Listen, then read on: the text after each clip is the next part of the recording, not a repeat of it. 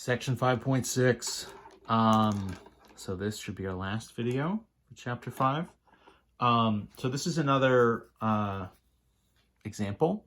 This is sort of continue off of the statistics stuff that we were just doing, the different types of averages. So this is about a weighted average. It's a specific calculation for a GPA, grade point average. So in theory, this is the kind of thing that you could be doing for your own grades, your own classes. The way this works, right? So you have credit hours for each class and you get a letter grade. So some classes like a lab might be worth sort of fewer credit hours because they meet for fewer times each week and they're kind of supplementary. They might only be worth 1 or 2 credits. Versus a full like lecture class or something, right? Might have, 4 or 5 credit hours. So they're sort of carry more weight, right? They sort of impact your overall GPA more. The more credits a course is worth, the sort of bigger the weight it has. So this is a weighted average because it's sort of taking all of that into account.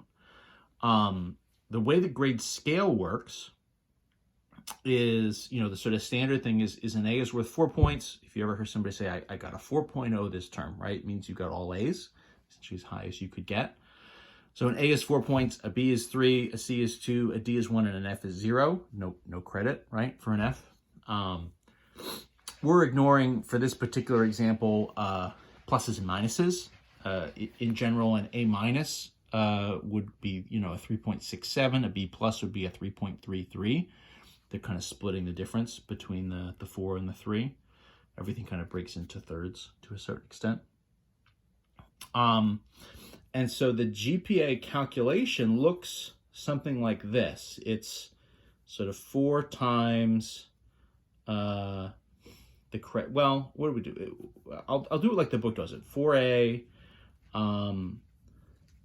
plus 3 times B plus 2 times C plus 1 times D plus 0 times F. And then that's all over the A, the B, the C, the D, and the F added together. And so the key thing here is this is where, so the A, B, C, this is not like how many A's you have. The variables represent the total number of credit hours for each particular letter grade. So if you have 2 A's, it's not that you're doing 2 times 4. You would have to take into account, okay, one of the A's is for a 3 credit class, one of them is for a 4 credit class, and so you're actually counting the credits, not just the number of classes, right? So part of the weighting is the letters, but also part of it is what are the credit hours. So I'll do exactly what the book does. Let's just sort of say we have what would be kind of final grades. We'll just sort of generically go class 1, 2, 3, and 4.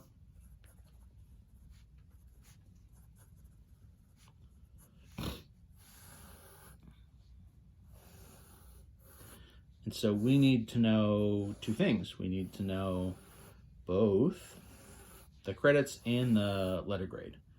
So we'll go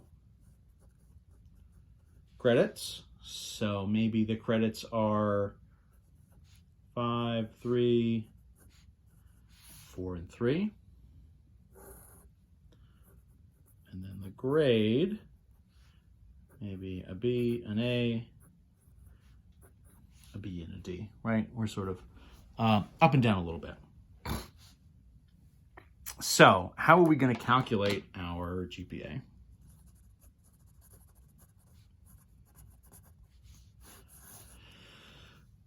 So the idea is we need to sort of, the A is sort of worth 4 points and it's sort of multiplied by the number of credits, right? So an A is sort of worth 4 points.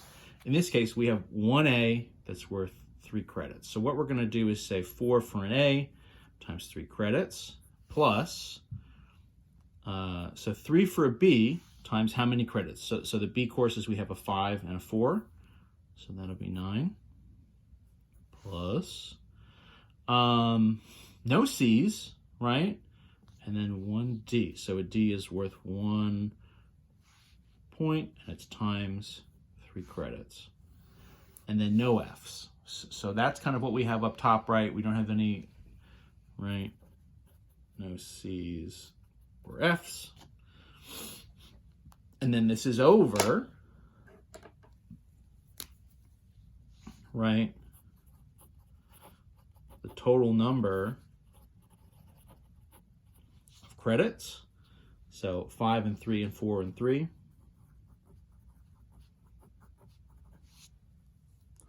Right?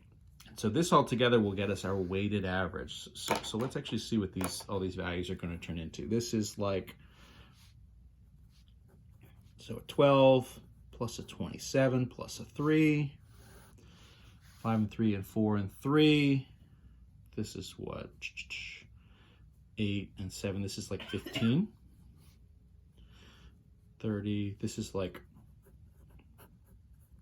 so 42 over 15, you can sort of see we're heading towards some sort of division. This is not going to go evenly. This will go in 3 times at least, so we're going to have at least a 3.0.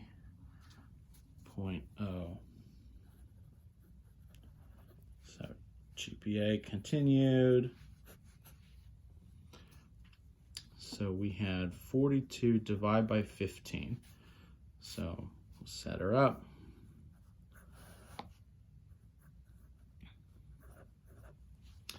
And we'll just sort of see how far we go. We'll see if this ends, if this is repeating. We may just sort of call it. At a certain point, I guess, we'll have to see what we get. We may need to be rounding. I didn't work this out in advance to see what the numbers are, so we're just going to have to see what we see. 15 does not go into 4, but it goes into 42. We said, or no, gosh, it's not going to be. Let me think about this for a second. No. 3 times 15 is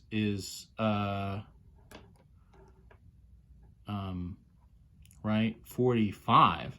So that's too big. We actually need to just go 2. So we're actually under a 3.0. Whoops. 2 B's and an A, but that D is hitting us, right? So we're going to be pretty close. So that would be 30. So then this is what, 120? Oh, thank goodness. This is actually going to go in evenly. This is going to be like a 2.8 maybe, right? 15.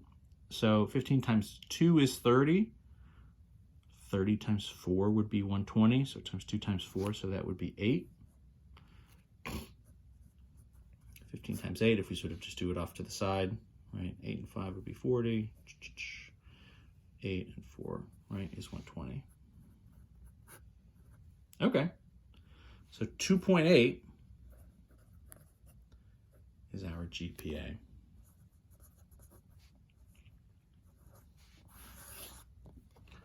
And that'll be our final there. So that's the move. You can really sort of do as many of these examples as you want. You can obviously sort of do it for your own classes. Excuse me. I think there's at least one in the homework. So there we go. So that's a weighted average, right? So it sort of has this format of an average, but because each class sort of ends up counting for different points based on your grade, and then also accounts for different credits, there are these sort of 2 different forms of weighting that are happening. So it's an average, but it's affected by these different values. And there we go. So that's the end of 5.6. You made it.